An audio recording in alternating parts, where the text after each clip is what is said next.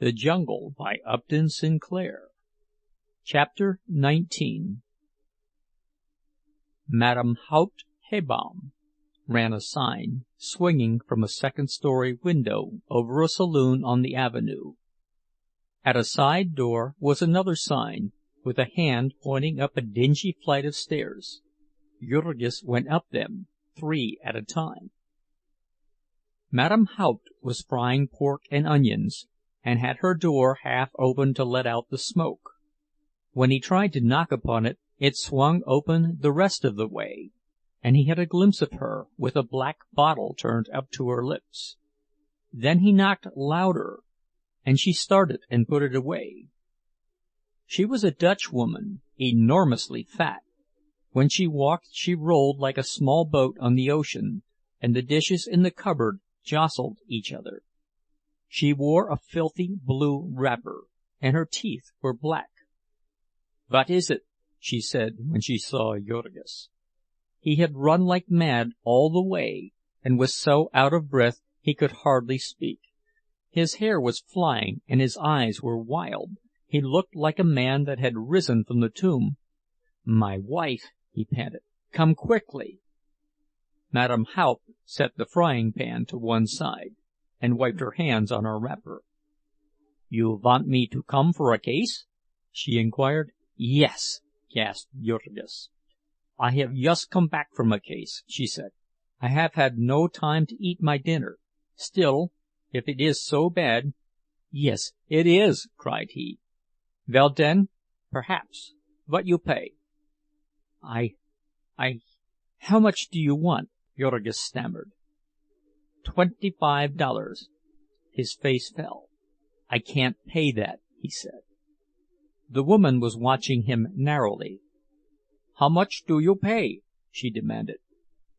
"Must I pay now? Right away?" "Yes, all my customers do." I haven't much money," Jurgis began in an agony of dread. "I've been in trouble, and my money is gone. But I'll pay you, every cent, just as soon as I can. I can work." "What is your work?" "I have no place now. I must get one. But How much have you got now?" He could hardly bring himself to reply. When he said $1.25, the woman laughed in his face. "I would not put on my hat for $1.25, she said. "It's all I've got," he pleaded, his voice breaking. "I must get someone. My wife will die. I can't help it. Madame Haupt had put back her pork and onions on the stove. She turned to him and answered, out of the steam and noise, "Get me $10 cash, and so you can pay me the rest next month." "I can't do it. I haven't got it," Jurgis protested. "I tell you, I have only $1.25. The woman turned to her work. "I don't believe you," she said. "That is all to try to cheat me. What is the reason a big man like you has got only $1.25? "I've just been in jail," Jurgis cried. He was ready to get down upon his knees to the woman. "And I had no money before, and my family has almost starved." "Where is your friends that ought to help you?" "They are all poor," he answered. "They gave me this. I have done everything I can." "Haven't you got nothing you could sell?" "I have nothing, I tell you. I have nothing," he cried frantically. "Can't you borrow it, then? Don't your store people trust you?" Then, as he shook his head, she went on, "Listen to me. If you get me, you will be glad of it. I will save your wife and baby for you, and it will not seem like much to you in the end. If you lose them now, how you think you feel then? And here is a lady that knows her business. I could send you to people in this block, and they would tell you." Madame Haupt was pointing her cooking fork at Jurgis persuasively, but her words were more than he could bear. He flung up his hands with a gesture of despair and turned and started away. "It's no use," he exclaimed. But suddenly he heard the woman's voice behind him again. I will make it $5 for you." She followed behind him, arguing with him. "You will be foolish not to take such an offer," she said. "You won't find nobody go out on a rainy day like dis for less. Why, I have never took a case in my life so cheap as that. I couldn't pay mine room rent." Jurgis interrupted her with an oath of rage. "If I haven't got it," he shouted, "how can I pay it? Damn it, I would pay you if I could. But I tell you I haven't got it. I haven't got it. Do you hear me? I haven't got it." He turned and started away again. He was halfway down the stairs before Madame Haupt could shout to him, "Wait! I will go mit you. Come back!" He went back into the room again. "It is not good to think of anybody suffering," she said in a melancholy voice. "I might as well go mit you for nothing as what you offer me, but I will try to help you. How far is it?" "3 or 4 blocks from here." "3 or 4? Und so I shall get soaked. Gott in Himmel! It ought to be worth more. $1.25, and a day like this.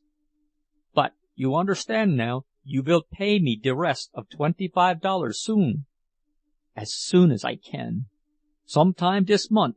"Yes, within a month," said poor Jurgis. "Anything. Hurry up." "Where is the $1.25?" persisted Madame Haupt relentlessly. Jurgis put the money on the table, and the woman counted it and stowed it away.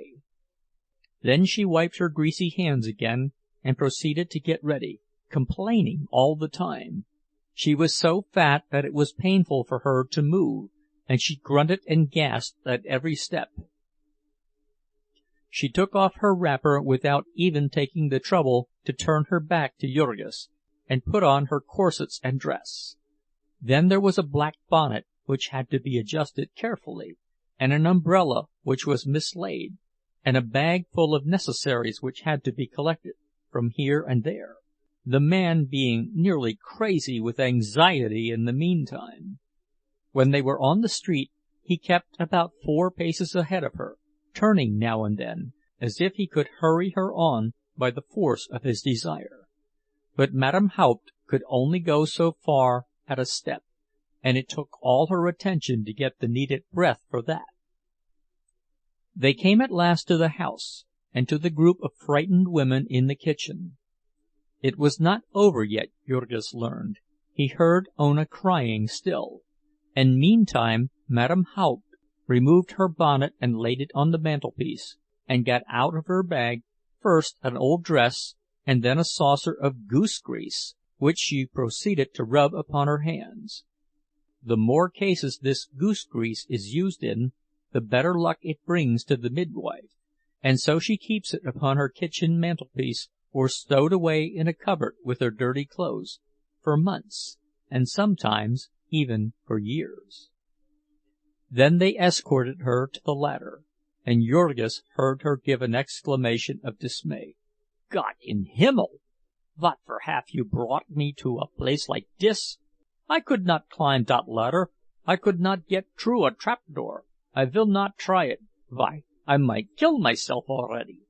What sort of place is that for a woman to bear a child in, up in a garret, mit only a ladder to it? You ought to be ashamed of yourselves." Jurgis stood in the doorway and listened to her scolding, half drowning out the horrible moans and screams of Ona. At last Aniele succeeded in pacifying her, and she essayed the ascent then. However, she had to be stopped while the old woman cautioned her about the floor of the garret. They had no real floor. They had laid old boards in one part to make a place for the family to live. It was all right and safe there, but the other part of the garret had only the joists of the floor, and the lath and plaster of the ceiling below, and if one stepped on this, there would be a catastrophe. As it was half dark up above, perhaps one of the others had best go up first with a candle. Then there were more outcries and threatening, until at last Jurgis had a vision of a pair of elephantine legs disappearing through the trapdoor, and felt the house shake as Madame Haupt started to walk. Then suddenly Adelaide came to him and took him by the arm. "Now," she said, "you go away. Do as I tell you. You have done all you can, and you are only in the way. Go away and stay away." "But where shall I go?" Jurgis asked helplessly. "I don't know where," she answered. "Go on the street if there is no other place. Only go, and stay all night." In the end, she and Maria pushed him out the door and shut it behind him. It was just about sundown, and it was turning cold. The rain had changed to snow, and the slush was freezing. Jurgis shivered in his thin clothing, and put his hands into his pockets and started away. He had not eaten since morning, and he felt weak and ill. With a sudden throb of hope, he recollected he was only a few blocks from the saloon where he had been wont to eat his dinner. They might have mercy on him there, or he might meet a friend. He set out for the place as fast as he could walk. "Hello, Jack," said the saloon keeper when he entered. They call all foreigners and unskilled men Jack in Packingtown. "Where've you been?" Jurgis went straight to the bar. "I've been in jail," he said, "and I've just got out. I walked home all the way, and I've not a cent, and had nothing to eat since this morning. And I've lost my home, and my wife's ill, and I'm done up." The saloon keeper gazed at him, with his haggard white face and his blue trembling lips. Then he pushed a big bottle toward him. "Fill her up," he said. Jurgis could hardly hold the bottle, his hands shook so. "Don't be afraid," said the saloon keeper. "Fill her up." So Jurgis drank a large glass of whiskey, and then turned to the lunch counter, in obedience to the other's suggestion. He ate all he dared, stuffing it in as fast as he could, and then, after trying to speak his gratitude, he went and sat down by the big red stove in the middle of the room. It was too good to last, however, like all things in this hard world.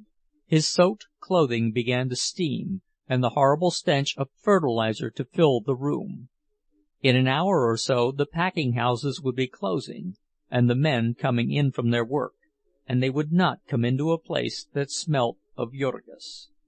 Also, it was Saturday night, and in a couple of hours would come a violin and a cornet, and in the rear of the saloon the families of the neighborhood would dance and feast upon wienerwurst and lager until 2 or 3 o'clock in the morning.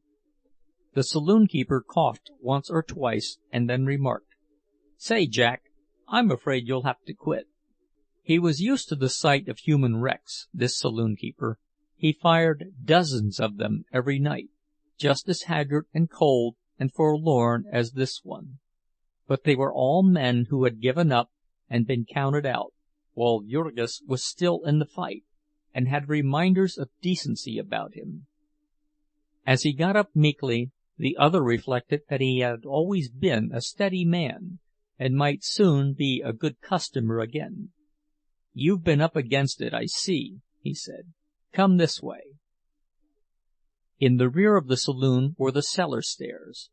There was a door above and another below, both safely padlocked, making the stairs an admirable place to stow away a customer who might still chance to have money, or a political light whom it was not advisable to kick out of doors.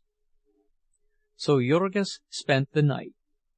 The whiskey had only half warmed him, and he could not sleep, exhausted as he was. He would nod forward, and then start up, shivering with the cold, and begin to remember again. Hour after hour passed, until he could only persuade himself that it was not morning by the sounds of music and laughter and singing that were to be heard from the room. When at last these ceased, he expected that he would be turned out into the street. As this did not happen, he fell to wondering whether the man had forgotten him. In the end, When the silence and suspense were no longer to be borne, he got up and hammered on the door, and the proprietor came yawning and rubbing his eyes. He was keeping open all night, and dozing between customers. "I want to go home," Jurgis said. "I'm worried about my wife. I can't wait any longer." "Why the hell didn't you say so before?" said the man. "I thought you didn't have any home to go to." Jurgis went outside. It was 4 o'clock in the morning, and as black as night. There were 3 or 4 inches of fresh snow on the ground, and the flakes were falling thick and fast. He turned toward Aniele's and started at a run. There was a light burning in the kitchen window, and the blinds were drawn. The door was unlocked, and Jurgis rushed in. Aniele, Maria, and the rest of the women were huddled about the stove, exactly as before. With them were several newcomers, Jurgis noticed.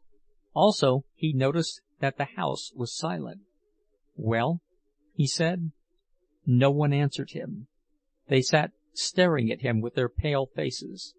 He cried again, "Well?" And then, by the light of the smoky lamp, he saw Maria, who sat nearest him, shaking her head slowly.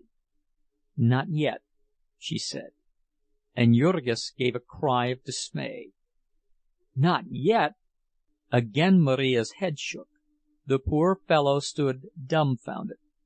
"I don't hear her," he gasped. "She's been quiet a long time," replied the other. There was another pause, broken suddenly by a voice from the attic. "Hello there!" Several of the women ran into the next room, while Maria sprang toward Jurgis.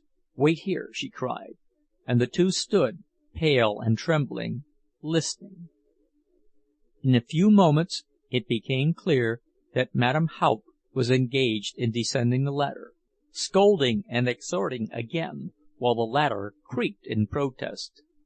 In a moment or two she reached the ground, angry and breathless, and they heard her coming into the room.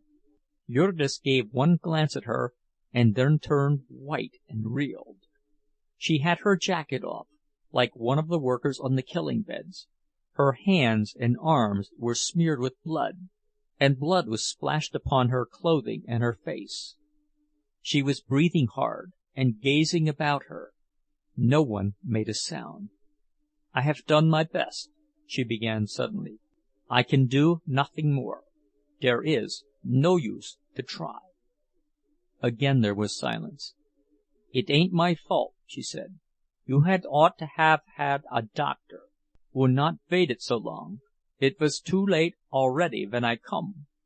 Once more there was death-like stillness. Maria was clutching Jurgis with all the power of her one well arm. Then suddenly Madame Haupt turned to Aniele. "You have not got something to drink, eh?" she queried. "Some brandy?" Aniele shook her head. "Herr Gott!" exclaimed Madame Haupt. "Such people! Perhaps you will give me something to eat, then. I have had nothing since yesterday morning, and I have worked myself near to death here. If I could have known it was like this, I would never have come for such money as you give me."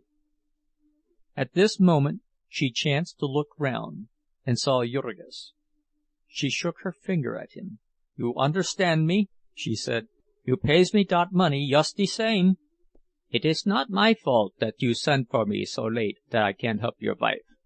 It is not my fault if der baby comes mit one arm first, so that I can't save it. I have tried all night, und in that place where it is not fit for dogs to be born, und mit nothing to eat only what I brings in mine own pockets." Here Madame Haupt paused for a moment to get her breath, and Maria, seeing the beads of sweat on Jurgis' forehead and feeling the quivering of his frame, broke out in a low voice, "How is Ona?" "How is she?" echoed Madame Haupt. "How do you think she can be when you leave her to kill herself so? I told them dat when they sent for the priest. She is young, und she might have got over it, und been well und strong, if she had been treated right. She fight hard, that girl. She is not yet quite dead."